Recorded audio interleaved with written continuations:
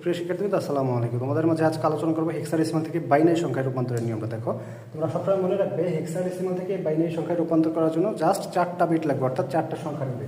তাহলে 4টা সংখ্যা হচ্ছে 1, 2, 4, 8।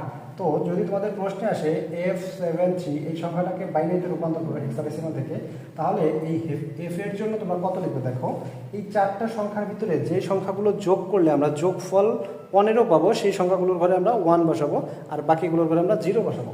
তাহলে 15-র জন্য দরকার 8, আচ্ছা 12, 12 আর 2 14, 14 আর 1 হচ্ছে 15। সুতরাং এফ এর বাইনারি মান হচ্ছে 4টা 1 1 1 1 1। এরপরে দেখো 7 এর জন্য যেহেতু আমাদের 8 এর ঘরের দরকার নেই, 8 এর ঘরে আমরা 0 বসাবো। 4 আর 2 6 আর 1 হচ্ছে 7। সো 7 এর বাইনারি আসবে হচ্ছে 0 1 1 1। এরপর দেখো 3 এর জন্য 8 দরকার নেই, 4 দরকার নেই, 2 দরকার। 2 এবং 1 যোগ করলে পাবো 3। সো 3 এর বাইনারি হচ্ছে 0 0 1 1। সো এরকম ভাবে